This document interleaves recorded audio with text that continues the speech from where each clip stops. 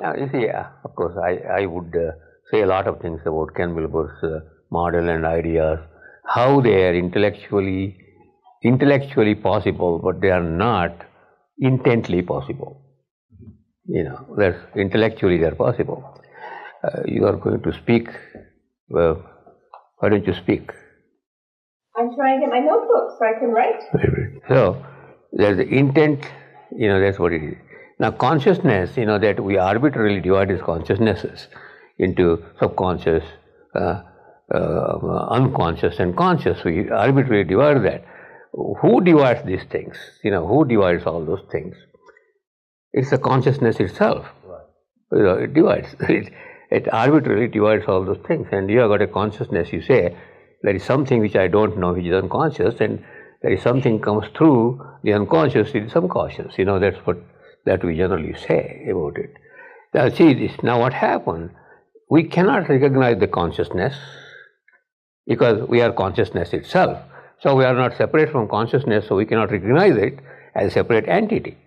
You know, apart from us, there is no separate entity. Consciousness is not a separate entity.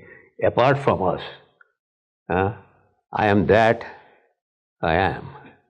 Right, so you cannot divide that. But for argument's sake, or putting some ideas, throwing some ideas and everything that people can follow, we have, from time immemorial, people have followed certain track, what you call track, you know, and the track attracts, you know, the track really attracts, you know. Now, this Richard has got a soundtrack, you know. He's going to put in the new house a soundtrack. And I'm going to a Hollywood star. Soundtrack will be there.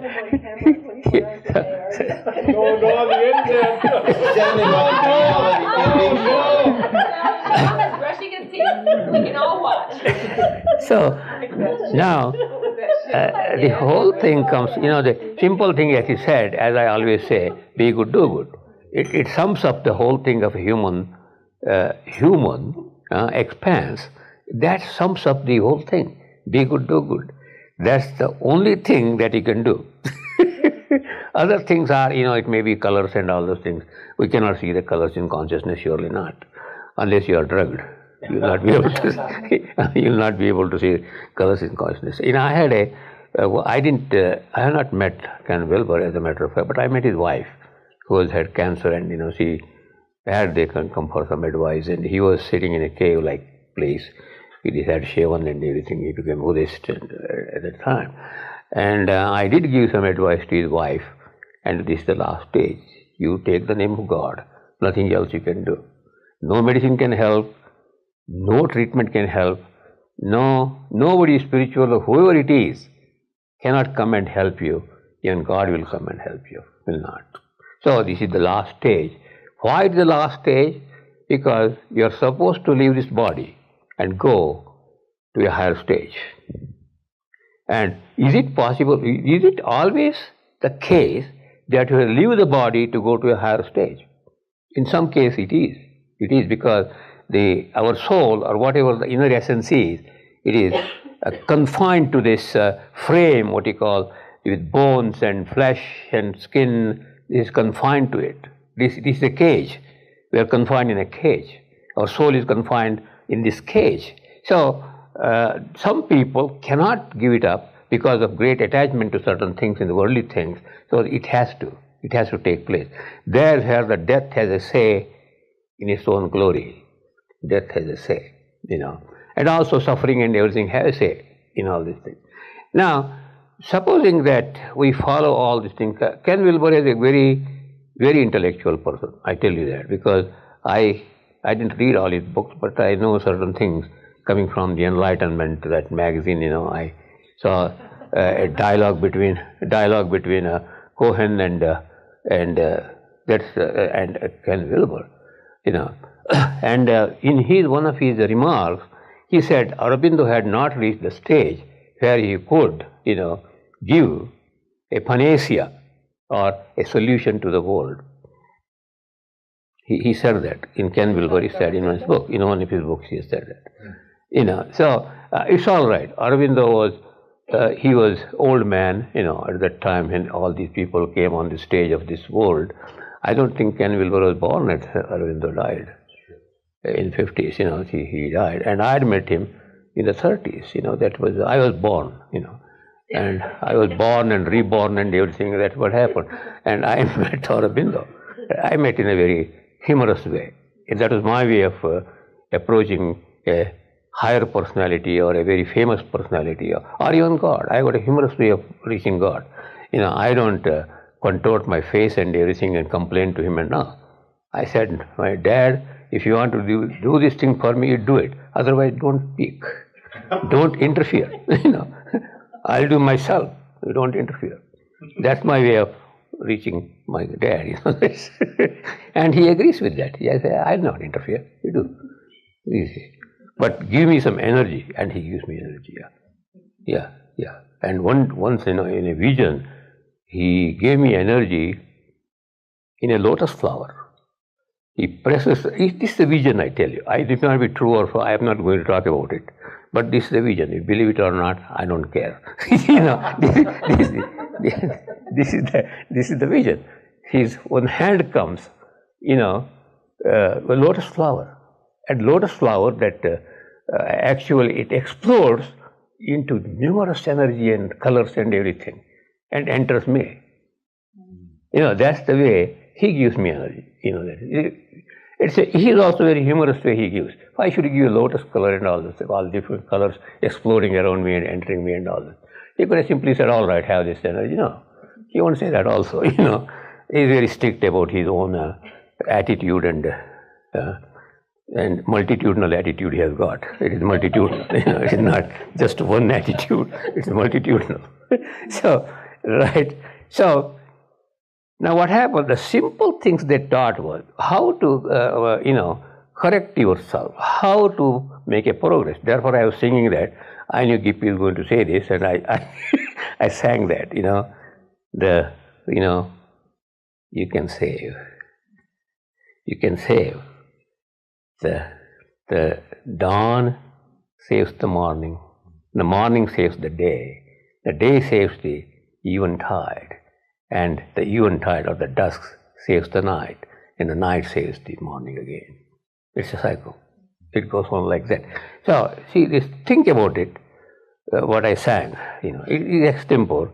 It came to me when I was just entering the door, after giving a piece of bread to Pepper and Major, Okay. After saving them. Yeah. So it came to me, you can save. You can save. And all these things save, They don't destroy each other, but they save each other. You must know that. Otherwise, the morning does not destroy the day does not destroy the evening does not destroy the night. No, they save them. As a mutual cooperation and all this phenomenal, world that God has created, and He has kept all the meaning in every action and every act of nature itself. Nature itself. So, the simple thing what the Indian scripture said in the beginning, Satyam vada dharmam chara, that means speak the truth and follow the law, the cosmic law. It's very simple. Now you can say, what is the law? What is the law? Now you have got 10 commandments in the Christian world, and you have got Job's words in Jewish world. All the Job's, very beautiful things are there. There was Job. And then you have, if you go deeper into that, you have got the Dead Sea Scroll, because the scroll was hidden in the sea when it died. It became completely gone. So these things were stored in that in jars, because in those days, invaders or the opposite people of the opposition would come and destroy them. That's what happened in Indian scriptures. Half of them are destroyed, you must know that. So, whatever is remaining is more than the half. It is the whole. It is greater than the sum total of what is destroyed. Okay, so, So that's the Dead Sea Scroll. Uh, then you have the American Indians. Scriptures are there. They all spoken words. It's not they didn't write or anything. If the Indians wrote it on some palm leaves. On palm leaves. They didn't have papers and everything in those days. But it was actually conveyed to people by mouth.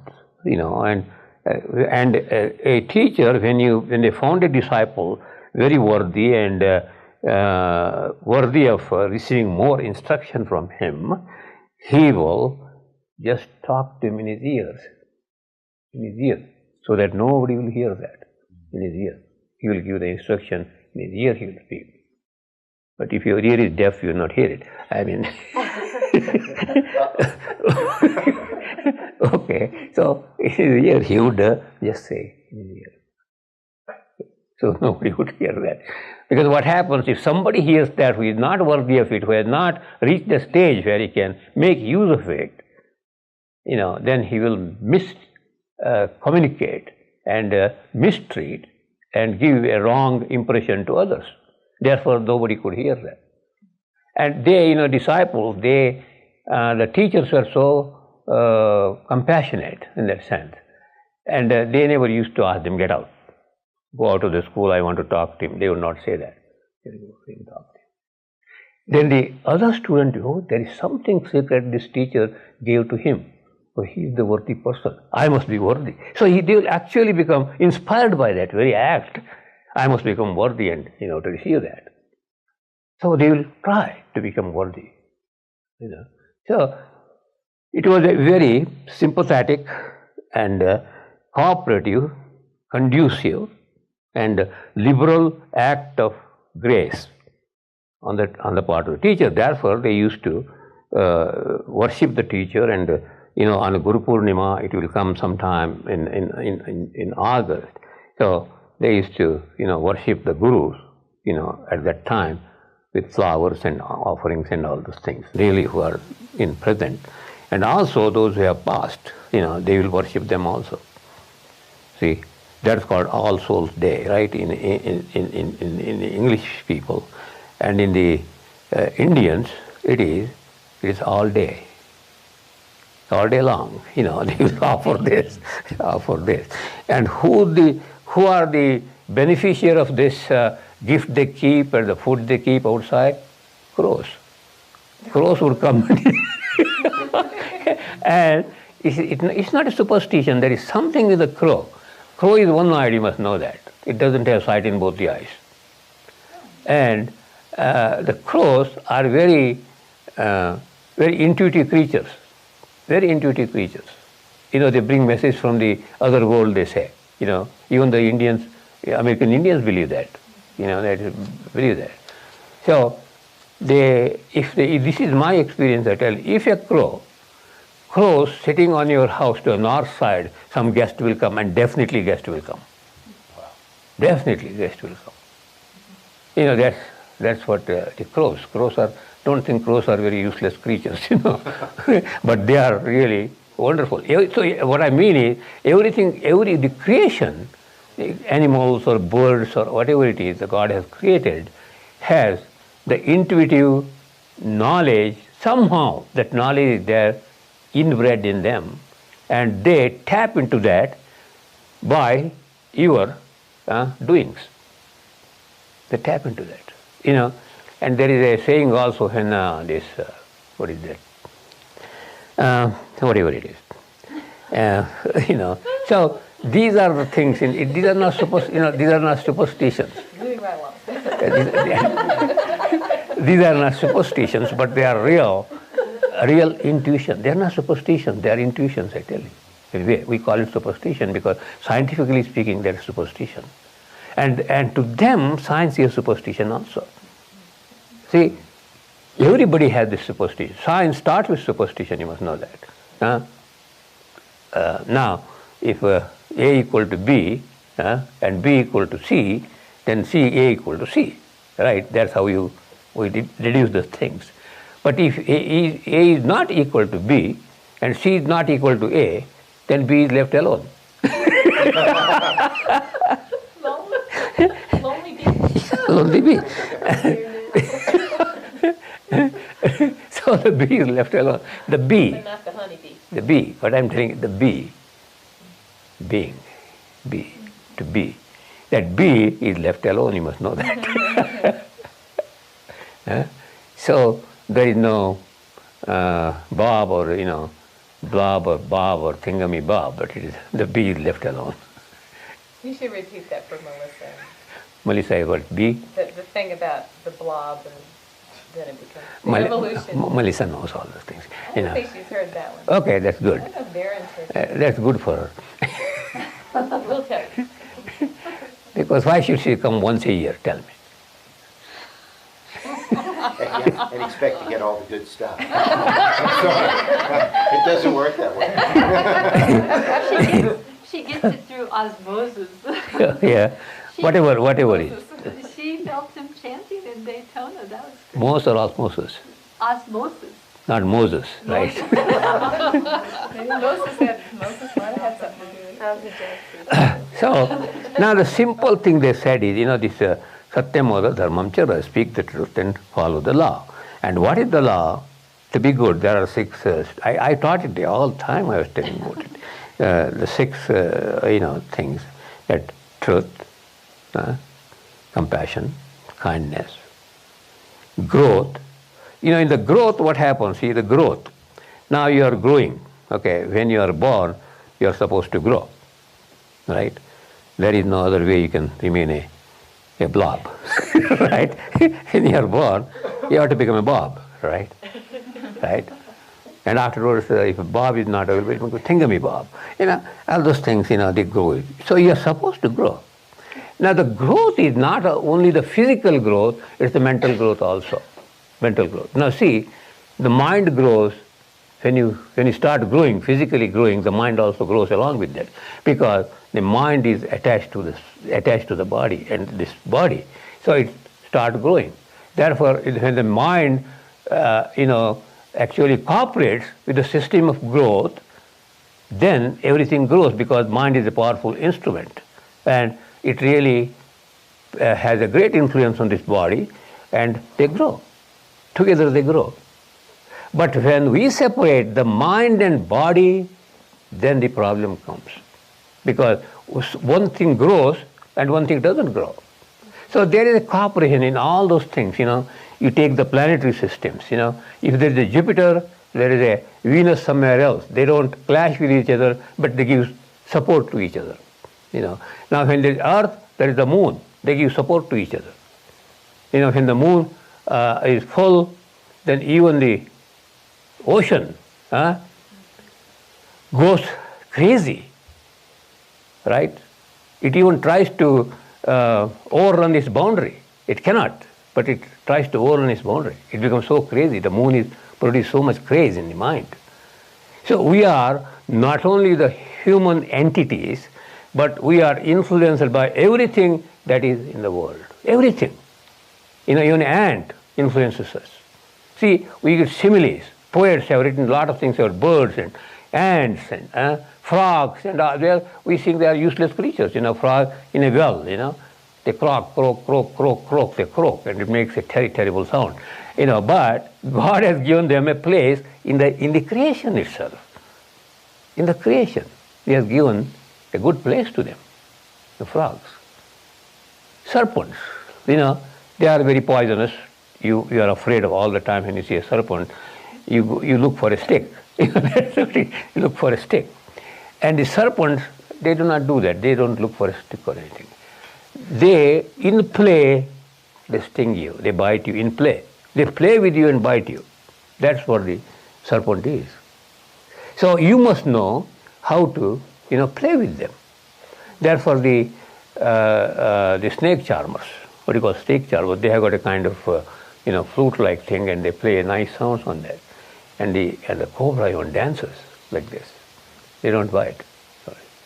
See, they dance. So you must know how to deal with these things. Even we can call it their creatures. They are dangerous creatures. Okay, but you must know how to treat them, how to behave with them. See, because I'm a human being, nothing can happen to me. I will just, you can kill them, but without killing, can you be cooperate with them, and raise your standard of energy to that high levels? Everything in the world is that.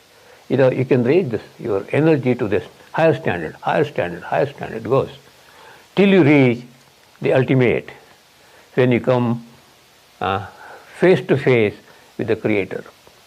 Because you have all these tests you have successfully solved, attended to, then the last thing is to face Him, your Creator. Then what you see when you see your Creator? What? Made a sound? Yeah. Okay. Now what you see when you see face to face with the Creator means what?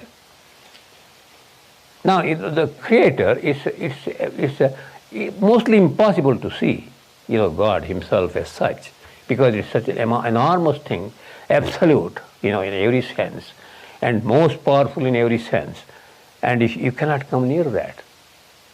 Therefore, He keeps away from you. You must know that, to save you. Again, save. So, how to see? Then, when you come face to face with God, what will you find actually? What will you find? That you find your own face. You are looking at your own face of God. You are looking at your own face. However wrinkled it is, it doesn't matter.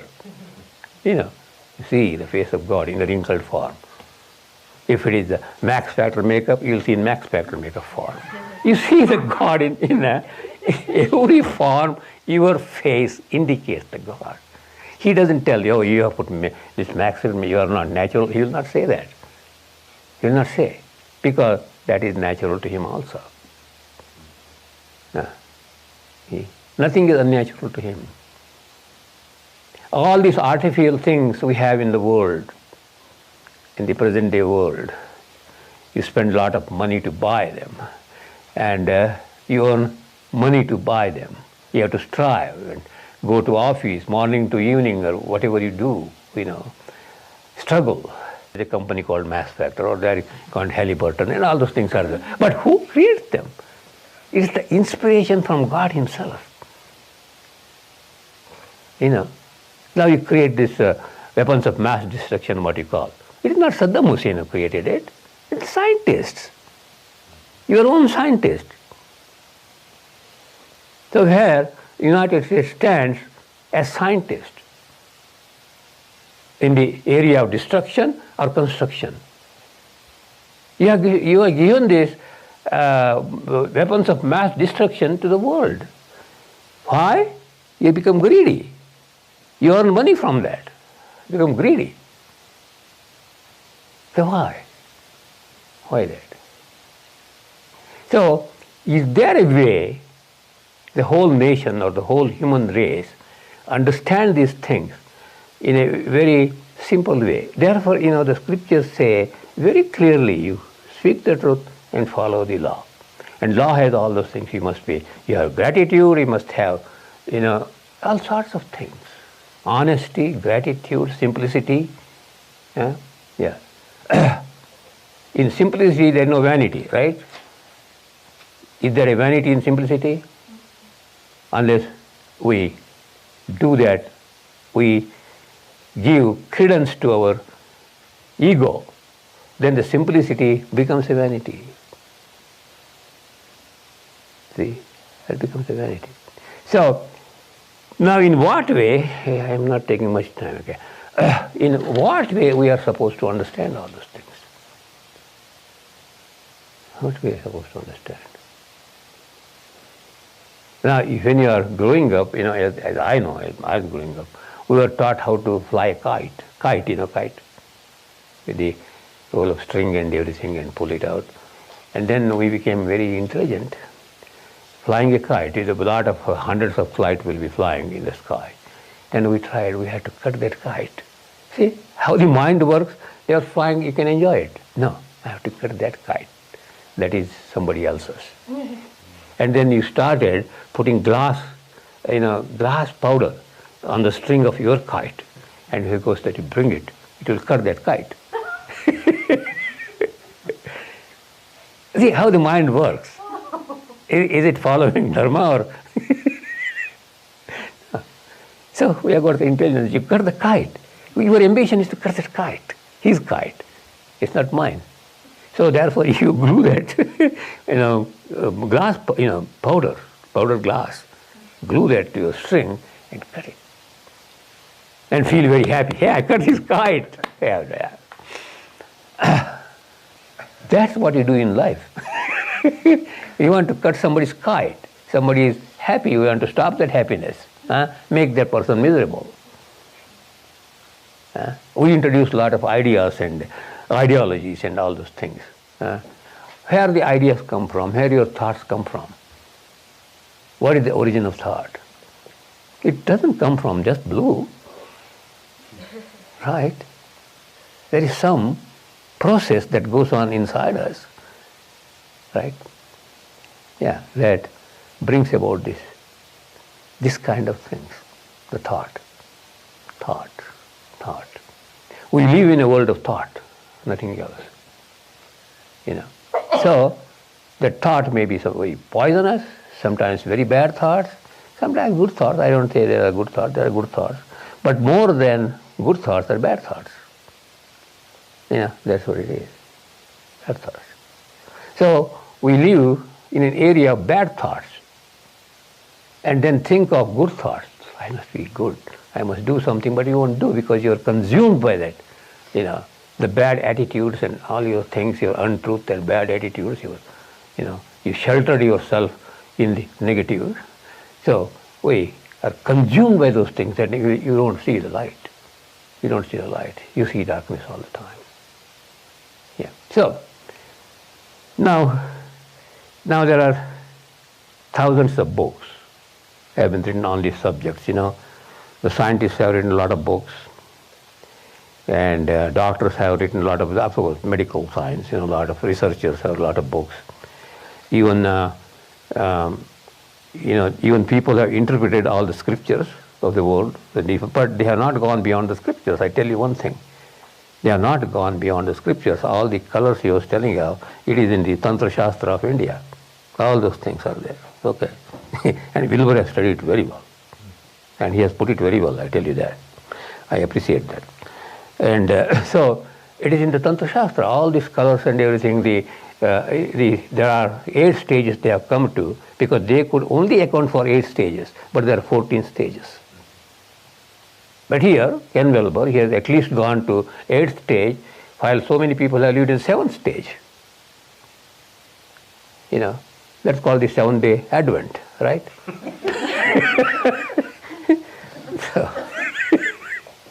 So when I go to Oklahoma, that Advent will be there. Yeah, 7-day Advent or whatever. Adventure.